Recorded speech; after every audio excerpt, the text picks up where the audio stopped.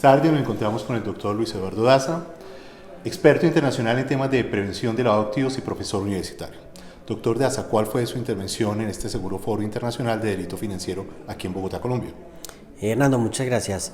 Bueno, yo aquí tengo un doble rol. El primero como organizador, la Pontificia Universidad Javeriana y la Asociación de Especialistas en Delitos Financieros organizamos una nueva jornada internacional sobre delitos financieros. Entonces yo hago parte de la organización eh, temática y bueno y logística para llevar a cabo este foro. Ese es el primer rol. Y el segundo, también fui ponente en una de los temas propuestos, que era riesgo de terceras partes, como hoy la debida diligencia se ha venido extendiendo y el ámbito ya no se enmarca solamente como el inicio hace unos 20 años de conozca a su cliente, sino hoy hay que ir más allá. Hoy hay que ir a conocer el cliente de su cliente, el cliente, conocer a las contrapartes. ¿Cómo ve con esta nueva circular básica jurídica que viene de años anteriores, pero recopilada o consolidada en esta circular básica jurídica del año 2015 a las empresas del sector real frente a la prevención de lavado de activos?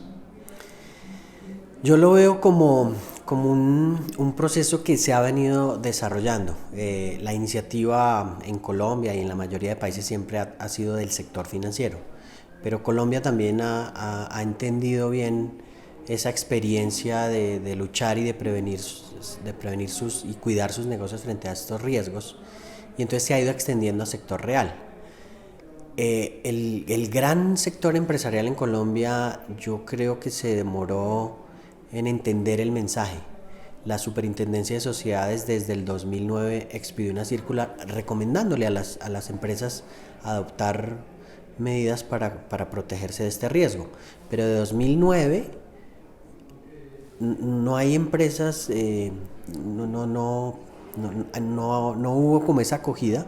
Entonces, ¿qué hizo la superintendencia? Expidió una circular en el 2014, que luego la recoge con la circular básica del 2015, en donde ya hace obligatoria la implementación de estos sistemas de administración de riesgo, tomando como modelo el sector financiero, que ya pues lleva muchos años de experiencia en estos temas, y tratando de que las empresas entiendan del sector real que sus negocios no son ajenos a este tipo de riesgo. Entonces, hoy la debida diligencia, el due diligence, como es el nombre de su compañía, pues ese es, digamos, el orden del día. Las empresas deben entender que en la medida en que yo conozca mejor la relación con mis contrapartes, pues voy a tener una mayor tranquilidad de hacer negocios. Usted como experto internacional, ¿qué otros países han implementado que el sector real tenga una legislación frente al tema de lavado de activos? ¿O solamente Colombia? No, ya, afortunadamente este mensaje los estándares también llevan a eso. Ya hay varios países de la región que han venido adoptando el modelo. Perú es uno de ellos, México, El Salvador, digamos en Centroamérica también el tema ya está desarrollándose. Entonces ya hoy se está convirtiendo como en esa buena práctica derivada de los estándares internacionales, de las recomendaciones de Gafi, para que no sea exclusivo del sector financiero, sino que se extienda al sector real. ¿La participación de la Pontificia Universidad Javeriana en este evento es directamente de alguna facultad, del CIJAF, de parte de quién? Sí, es una iniciativa que en la Universidad Javeriana existe el grupo de estudio en auditoría forense que se llama CIJAF, que está, digamos, es una iniciativa del Departamento de Ciencias Contables en la Facultad de Ciencias Económicas y Administrativas. El CIJAF desde el año 2002 viene planteando estos temas desde los escenarios académicos. Hemos venido desarrollando diferentes eventos, publicaciones, digamos, y también colocando los temas dentro de la academia. Entonces, hoy estos temas hacen parte ya de diplomados que tiene la universidad, de algunas especializaciones, y también pues la idea es llegar al pregrado. Digamos que así es que ha ido evolucionando, y entonces el CIJAF lo que hace es promover este tipo de eventos. Ya estamos pues digamos, hemos avanzado en algunos locales, y este que es el internacional, que es el que tenemos la oportunidad de convocar a muchos expertos de la región y de otros países con esa perspectiva que es enriquecedora para todos los asistentes. Fabuloso. Eh, Como experto internacional en este tema de prevención de lavado de activos, ¿cómo ve la salida de este billete de 100.000 pesos aquí en Colombia, de esta alta denominación, frente a todo el movimiento, toda la circulación de dinero en efectivo ahora y la problemática del lavado de activos? Yo lo entiendo, digamos, también como un riesgo, igual que sucedió como en la Comunidad Europea cuando salió el billete de 500 euros. El dinero en efectivo es un instrumento, tal vez el único instrumento financiero que no permite dejar rastro.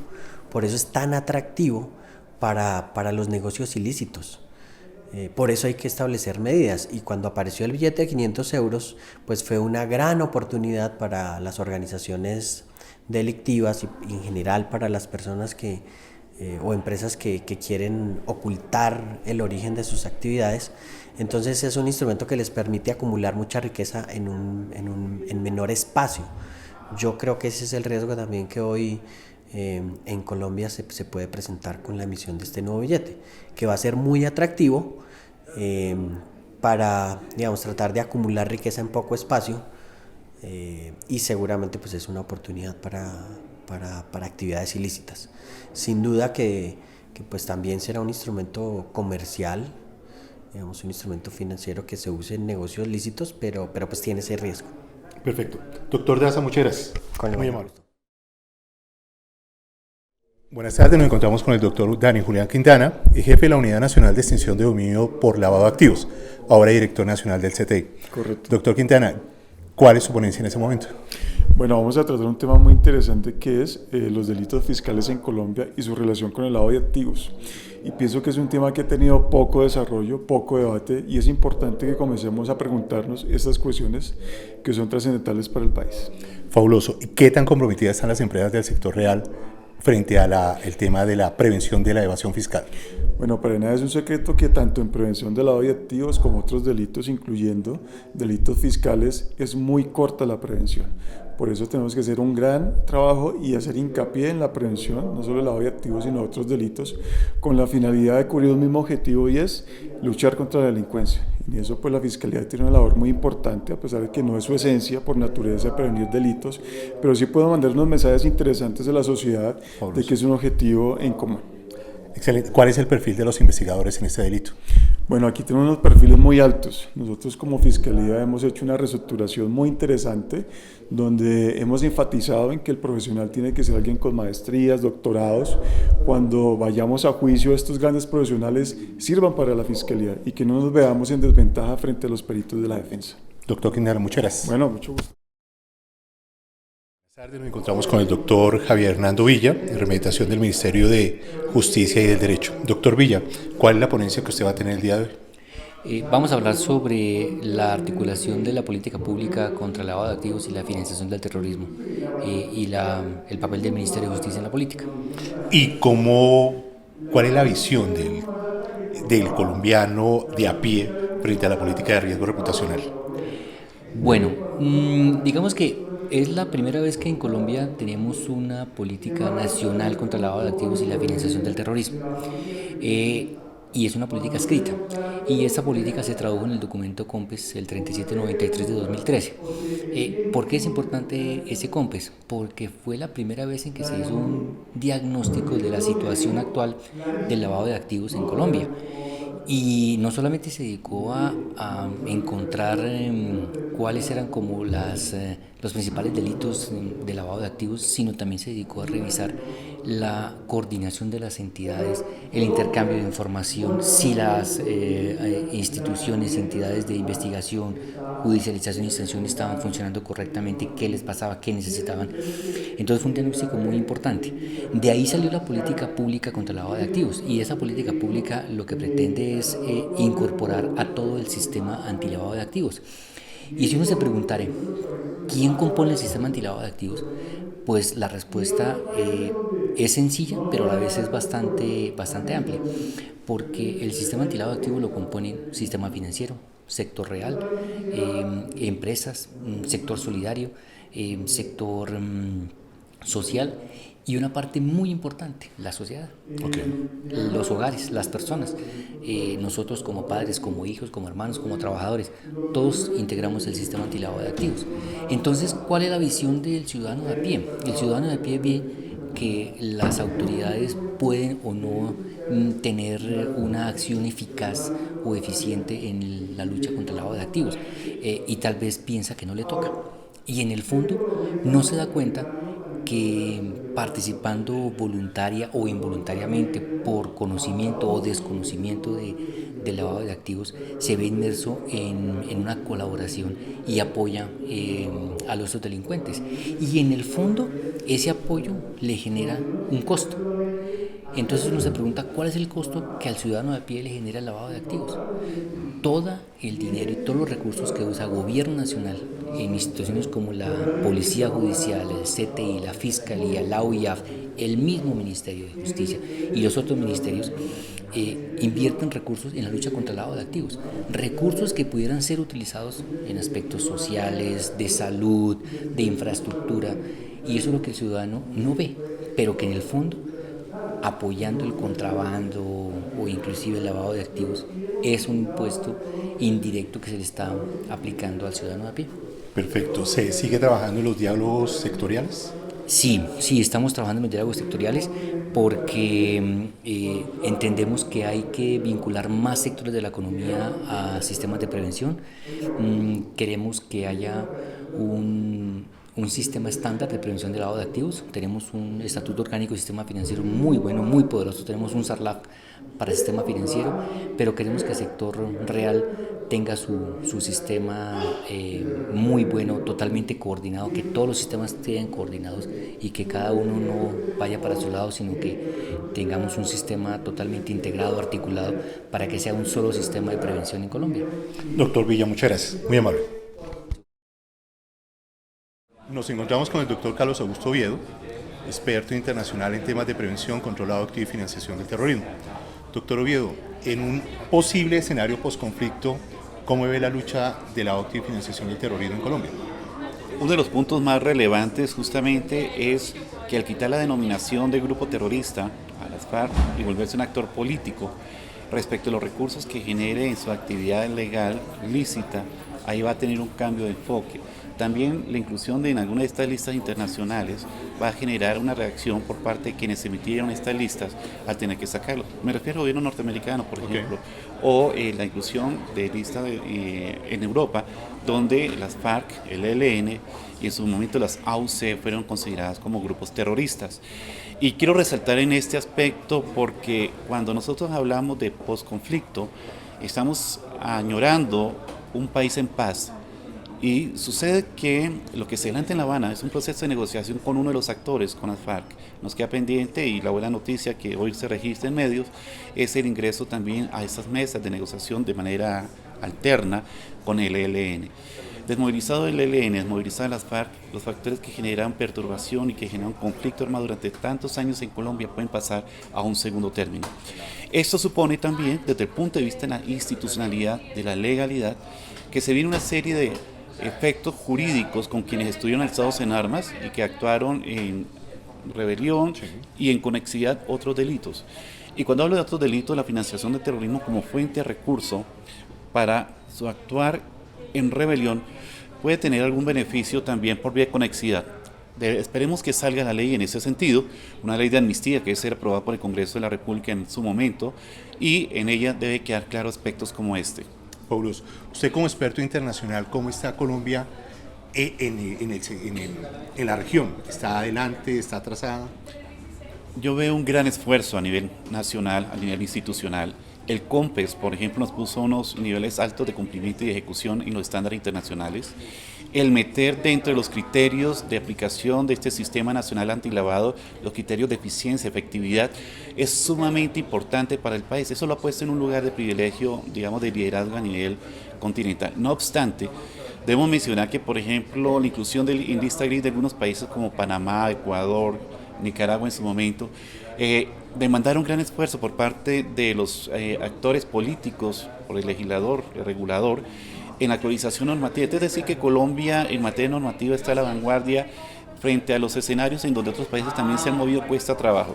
Digamos, resalto por un lado entonces el COMPES, que nos pone en tono de medir el grado de efectividad de la normatividad y el Sistema Nacional Antilavado, pero frente a otros países que también han avanzado, esos baches o esos espacios que nos tenían antes en un puntal de liderazgo, puede irse recortando por cuenta de estos cambios normativos. Perfecto. ¿Su intervención en el foro internacional cuál es? Vamos a hablar acerca de conocimiento de cliente perfilado desde la debida diligencia frente a clientes de alto riesgo.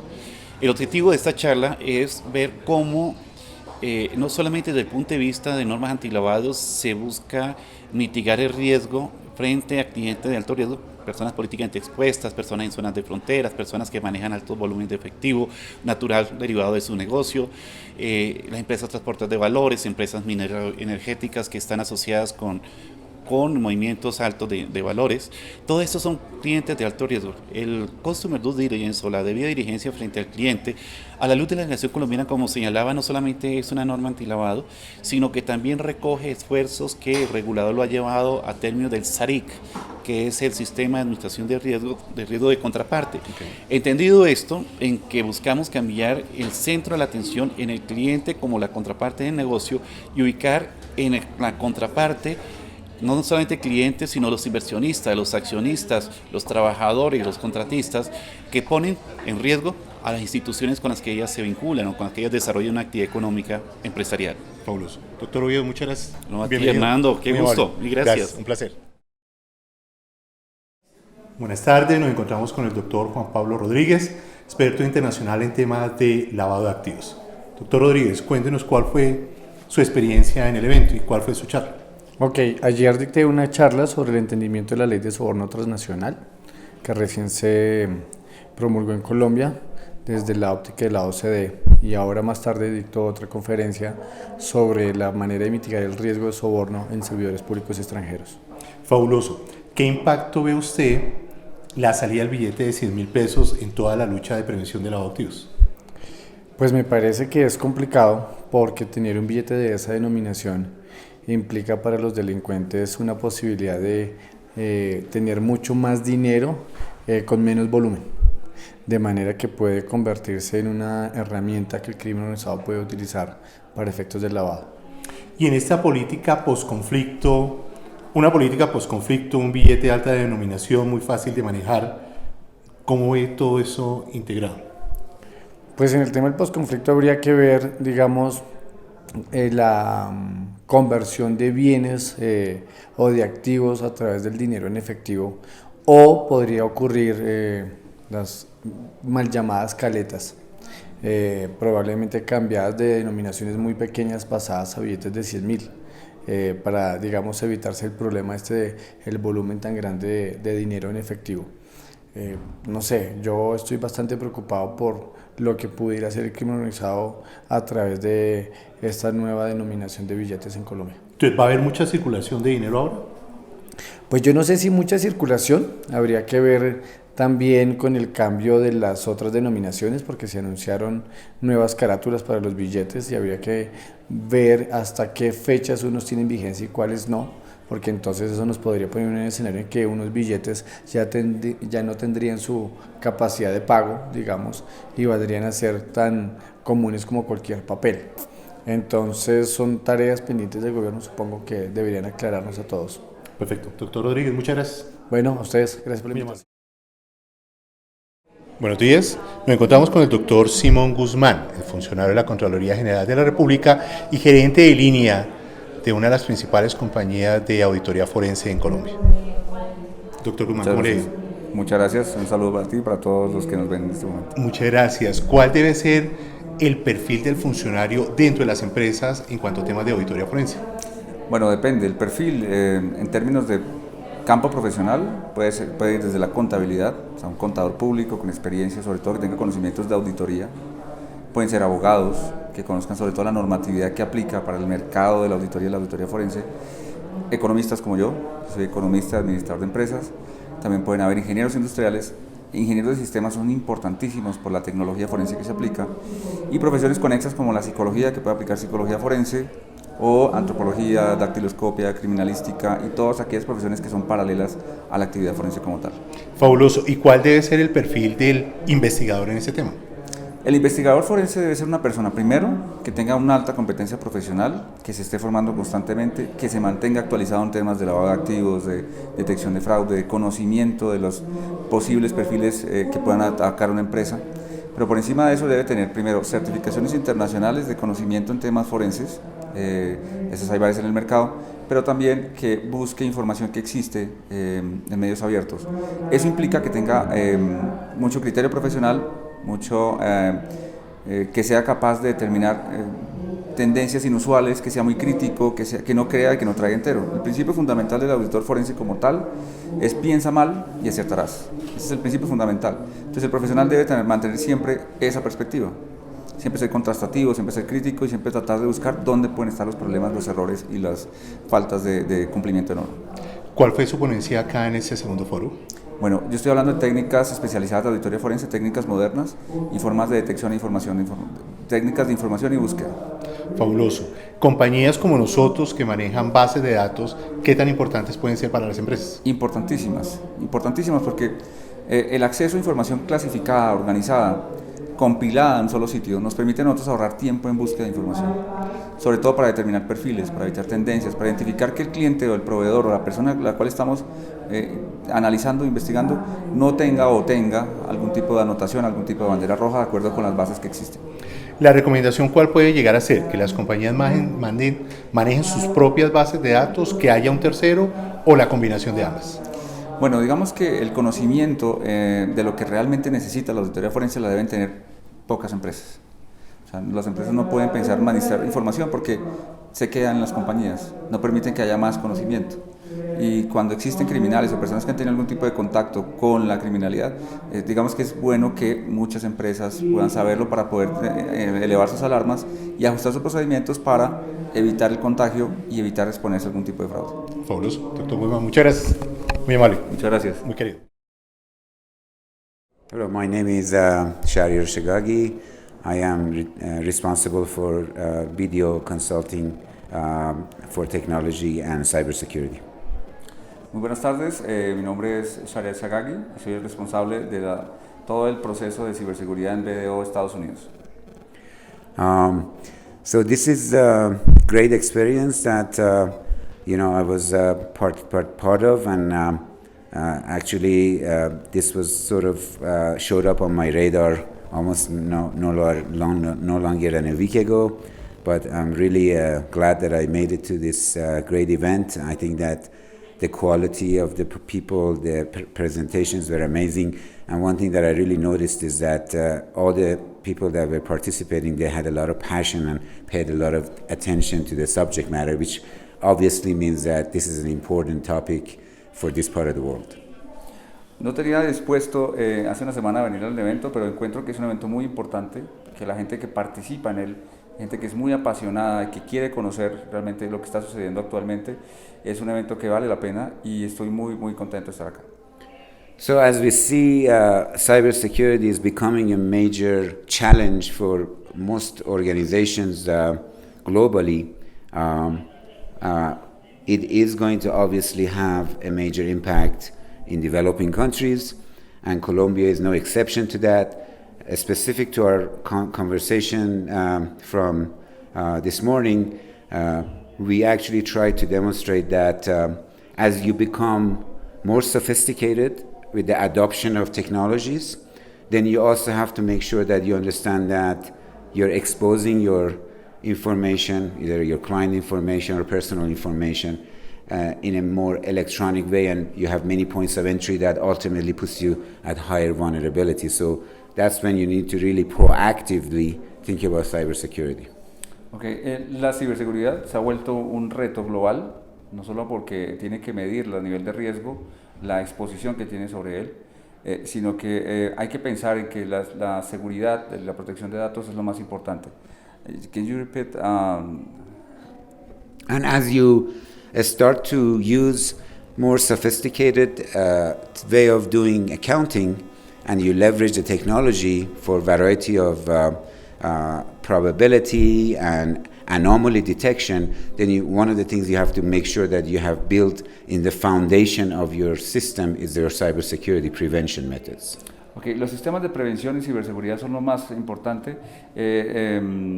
Digamos que lo que plantea Chanier es que al ser un reto global se vuelve cada vez más necesario en las compañías dedicar importantes recursos para poder luchar contra el robo de la información, que es lo que realmente lo trajo a Colombia para contarnos su experiencia. So from experience, we have seen that organizations that have been more proactive and they have developed a plan and developed the right solution that is fit for them have become more successful, and at the end of the day, the cost is much less than organizations that reacted and ended up spending more money and sometimes lose business. Okay. Las organizaciones que son más proactivas en prepararse es más barato y mucho más efectivo que aquellas que son reactivas, aquellas que responden a los ataques una vez ya han perdido información. What must be the profile of the people to manage investigations in interiors of the companies? Okay, so within the organization, you have to make sure that obviously the cybersecurity from an awareness perspective is all over, from the top of the management director of the board of directors, all the way down to the employees. So the training and awareness is very important. But profile of individuals that have to be differentiated, they each have a role. You have information technology or IT that has a key role from a standpoint of making sure that prevention, detection, monitoring tools are in the right place. But you also have legal department, you also have a compliance department, making sure that they're in compliance with the laws. I understand the data privacy law that is in action in Colombia, as well as marketing and PR, and being able to communicate up and down the channel in a proper way. All of those individuals have to be prepared and their role needs to be defined. La ciberseguridad es un elemento importantísimo que debe ser impulsado desde la gerencia hasta el último empleado. Si hablamos en términos de perfiles, no podríamos hablar de un perfil específico, ya que tiene que haber, la gente de tecnología e información tiene que estar preparada. Un elemento fundamental es el entrenamiento, la preparación, tener algún tipo de sensibilidad frente a la ocurrencia de algún fraude. Entonces, no solamente es el departamento de tecnología, sino también la gente que participa en la parte legal, la parte comercial, la parte de mercadeo, porque tiene que haber una respuesta incluso a los clientes para informarles cuando hay pérdida de información y cómo deberían responder o cómo deberíamos actuar frente a eso. And there's always global standards that I think organizations need to adopt into their company. There are standards such as NIST framework, and you also have to make sure that when it comes to your industry, you fully understand what's available from an industry-specific perspective, healthcare versus financial services versus other industries. Y también hay que tener en cuenta que hay marcos globales o normas de referencia globales que lo que permiten es que dependiendo del tipo de industria usted ajuste sus procesos y copie o adapte las mejores prácticas que le puedan servir para prepararse para cualquier situación de ataque o de confrontación. Nos encontramos con el doctor Juan Esteban Tobón, experto internacional en temas de prevención y control del adopto y financiación del terrorismo. Doctor Tobón, por favor cuéntenos en un escenario de posconflicto cómo puede cambiar el tema de los verbos rectores y el tema de los delitos fuentes. Yo pienso que desde el punto de vista de una nueva forma de Estado o un Estado después del conflicto, un posconflicto como lo llama todo el mundo, en teoría de forma no debería cambiar mucho. Lo que tiene que cambiar un poco es como la forma de ver las cosas y la forma de entender las cosas. ¿Por qué digo esto? Nosotros cuando estamos haciendo un análisis de un cliente siempre miramos los delitos fuente, o sea, qué hizo esa persona mala, y casi siempre nos vamos a las fuentes que tenemos, sean públicas o sean privadas, para determinar si es X o Y persona hizo algo malo y quedó registrado. Con este tema de posconflicto vamos a tener que ser mucho más hábiles y vamos a tener que entender, vamos a tener que abrir la mente a saber que esas personas que alguna vez estuvieron en la ilegalidad ahora tienen, digamos que, un estatus diferente. un estatus de legalidad. Va a ser un poquito difícil de entender que yo me encuentre en una base de datos un negativo, ¿cierto? Y yo tenga que interpretar ese negativo diferente, porque esa persona que está en ese tema, digamos, o que estuvo en ese tema de delito fuente, o que cometió ese delito fuente, ahora digamos que goza de una libertad y goza de un nuevo estatus. Entonces, la forma de pensar de los analistas va a tener que cambiar, porque yo no puedo seguir juzgando de la misma manera a las personas que de una u otra manera ya han cambiado su estatus. Esta mañana venía para acá y venía escuchando una entrevista que le hacían a un exguerrillero, una persona ya de avanzada edad, y decía que él hacía muchos años había pagado 10 años de cárcel y que ya él había saldado el tema con la justicia, pero que esta era la edad, el tiempo que ya estaba él, digamos que culminando su vida, y digamos que el pueblo o la forma de ver las cosas no le habían perdonado todo ese proceso, y todavía le era imposible abrir una cuenta de ahorros, abrir una cuenta bancaria, porque siempre lo estigmatizaban. Entonces, digamos que, concretando su pregunta, el tema de delitos fuente pues no debería cambiar, porque no se va a eliminar, digamos, que el delito en Colombia. Siempre va a haber un estado diferente, pero sí hay que cambiar un poquito el chip de cómo se va a pensar sobre ese tipo de personas. Debería haber un apoyo de las agremiaciones, hablo de la Sobancaria, hablo de la ANDI, para que vean esos terceros, esa contraparte vinculada a un escenario posconflicto diferente, o simplemente con una norma, con una ley ya es suficiente. Debería de existir, a mi modo de pensar, es un modo, digamos, muy personal, unas reglas de juego claras sobre ese tipo de situaciones, porque nosotros ya estamos pensando en riesgos. Ese paso ya se dio, y todos los sujetos obligados, o todos los oficiales de cumplimiento, o las personas que están encargadas de este tema, están pensando en riesgo, y el riesgo se administra, ¿sí? Y generalmente cuando uno está administrando riesgos financieros, riesgo de crédito, riesgo de tasa de interés, usted asume un riesgo que generalmente va a afectar más o menos su bolsillo desde el punto de vista de rentabilidad. Y no pasa nada si usted el riesgo que asumió, digamos, le da una pérdida que usted alcanza a soportar financieramente. Pero cuando se trata de asumir un riesgo del EAFT, se trata de ¿existo o no existo? ¿Sí? Y si no hay una regla clara sobre las personas que debo recibir en mi empresa o las que debo rechazar en mi empresa, puede que el efecto se vuelva contrario y se vuelva nocivo. Para todo mundo va a estar claro que las personas ya no están en la ilegalidad. Es un hecho y hay un posconflicto. Pero yo, como oficial de cumplimiento, si lo recibo, estoy asumiendo un riesgo. Y si no lo recibo, pues estoy asumiendo otro riesgo, o estoy generando, digamos, un riesgo de que el posconflicto no sirva. Hacerlo solo sería una tarea caótica. Si existen reglas de juego del manejo de esa nueva situación, sería mucho más fácil para un oficial de cumplimiento hacer su tarea. Debería también cambiar la ley de protección de datos, la ley de habeas data después del posconflicto o en el posconflicto. Yo no veo la necesidad de hacer esos cambios por el tema de posconflicto. Si existe digamos, la necesidad de acomodar o mejorar una norma, pues yo no veo que esa sea la disculpa para hacerla. Digamos que eso debería seguir funcionando igual.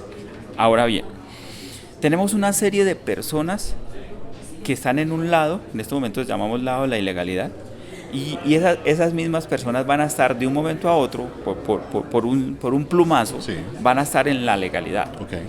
Habría que entender qué piensa el oficial de cumplimiento cuando esa persona ingresa como cliente, como empleado, y el temor que siente, y cuál es la defensa que tiene de sus datos y de su información. Yo no me imagino una empresa contratando a una persona con esa calificación, manejando una base de datos o en una nómina o en algo, porque hay cierto estigmatismo que el mercado va a seguir asumiendo. Y ahí es donde debe estar el cambio. Porque el cambio de la ilegalidad a la legalidad se da con una simple orden, un plumazo, como lo llamo yo, pero el chip, el cambio de conciencia de cada persona y cómo va a pensar la sociedad es el que hay que estructurar y el que hay que que formar. Y sí, las agremiaciones deberían de estar pensando en una sola decisión o en una sola forma de ver las cosas para que todos se asocien y no termine en una cosa que disasocie o desasocie el cumplimiento de una persona encargada del tema de administración de riesgos. Perfecto. El doctor Juan Esteban Tobón. Muchas gracias. Buenas tardes, nos encontramos con el doctor Jamie Cano, profesor de la Facultad de Derecho de la Universidad de los Andes. Ingeniero, ¿cómo le va? Muy bien, gracias. ¿Nos puede contar, por favor, cuál es el tema expuesto en este segundo foro internacional? Ok, el tema que se presenta en este foro tiene que ver directamente con la evolución de la criminalidad digital. Es decir, no es solamente el criminal digital conocido que genera una serie de patrones o de eventos que comprometen servicios, procesos o activos de información, sino ahora organizados alrededor de comunidades que tienen plataformas digitales para ofrecer servicios de manera distinta a diferentes entornos. ¿Estamos hablando de un tema de ciberdelito o es algo más avanzado? Es un poco más avanzado. El ciberdelito de alguna manera caracteriza a una persona o a un grupo de personas que usando herramientas pueden llegar a comprometer o a dañar o a robar o a extorsionar a terceros o a personas. Estamos hablando de una comunidad que crea una plataforma y sobre esa plataforma se proveen una serie de servicios los cuales son aprovechados por distintos tipos de criminales. Es decir, que las comunidades criminales se agrupan alrededor de estas plataformas para producir sus efectos, capitalizando no solamente sus propias ventajas, sino capacidades alternas que tienen otras comunidades. Ingeniero, ¿cuál puede ser la diferencia o es lo mismo entre un hacker y un ciberdelincuente? Ok, lo que pasa es que el concepto originalmente de hacker, como tal en la literatura, se ha venido como satanizando, ¿sí? El hacker originalmente era la persona que pensaba distinto, era la persona que hacía cosas que estaban por fuera del manual, eran cosas que no estaban documentadas. Y ser hacker como tal, en su esencia, no es malo, sino es la capacidad que yo tengo de ver cosas de manera distinta, fuera de la caja. El tema es cómo uso esa información, para qué la uso y con qué fines la uso. Ahí cambia el concepto de pasar de ser eminentemente una persona que mira las cosas por fuera de la caja y comienza a experimentar hacia adelante, a una que tiene como foco producir un daño o producir una afectación particular con una conducta que claramente es abiertamente contraria a la ley. Entonces, las dos distinciones tienen su sentido y su razón de ser y no son lo mismo. Ok. ¿Nos puede contar, por favor, acerca de la revista ASIS? Ok, la revista de ASIS es la revista de la Asociación Colombiana de Ingenieros de Sistemas, que se publica de manera trimestral, de la cual soy el director a la fecha, donde se manejan una serie de temas, particularmente con los temas de tecnología, los temas emergentes para los directores de tecnología, la forma como la seguridad de la información afecta el desarrollo de las tecnologías como tal, y finalmente temas convergentes entre tecnología, sociedad, personas y gremio. Fabuloso. ¿Dónde se puede conseguir esa revista? Muy bien, la revista tiene dos formas de tener acceso. Una, de manera física, directamente en la Asociación Colombiana de Ingenieros de Sistemas, www.asis.org.co, o a través de la web, en ese mismo sitio, en el link que tiene que ver con publicaciones. ¿Tiene algún costo? Directamente no, porque se puede, la suscripción, digamos, a la revista física sí, tiene un costo, que es normal para efectos de mantener la publicación en físico, pero se puede consultar, digamos, gratuitamente en la web. ¿Es para una comunidad cerrada o cualquier persona puede acceder a la revista? Una de las cosas que es importante la revista es que está abierta para cualquier público, es decir, es una revista para comunicarle a la comunidad cuáles son los avances en los temas tecnológicos, las diferentes tendencias o problemáticas que se tienen con la tecnología de manera amable, abierta. No es una revista científica, sino es una revista de divulgación. Excelente. Ingeniero, para terminar, ¿cuál debe ser el perfil de la persona encargada de los sistemas en las compañías? Las personas encargadas de los sistemas en las compañías, antes uno podría decir, hombre, tendría que ser una persona que está formada en tecnología de información. Hoy ya no es esa perspectiva no es tan igual. Es una persona que debe tener una fundamentación, lo llamarían los educadores, transdisciplinar.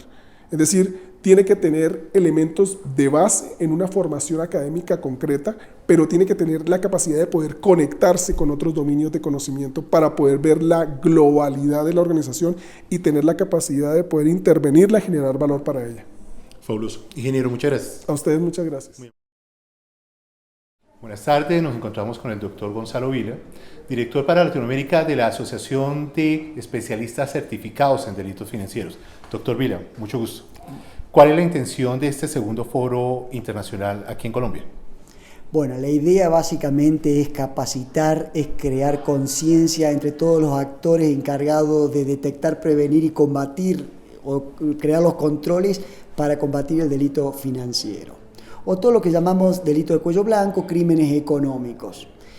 Básicamente es un concepto muy amplio que originalmente tenía esos tres pilares, que era fraude, lavado de dinero y evasión fiscal o corrupción, y hoy en día es un abanico, es un universo de elementos que componen esta esfera del delito financiero. Y cada uno de los profesionales encargados de combatir o de prevenir y detectar esto deben trabajar al unísono para poder realizar un trabajo eficiente.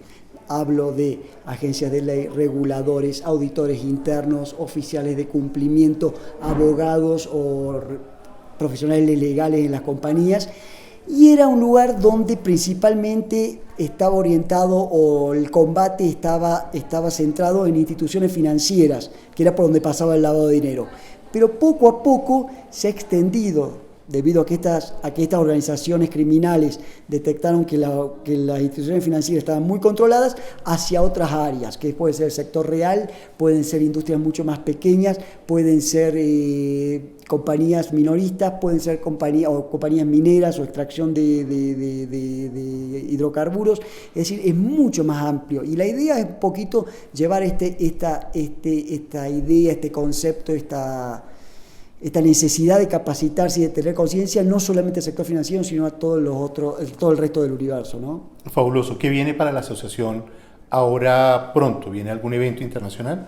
Sí, vamos a realizar la 4ª conferencia anual latinoamericana, que se realizará en Panamá del 13 y 14 de octubre en el Hotel Hard Rock, allí en Panamá.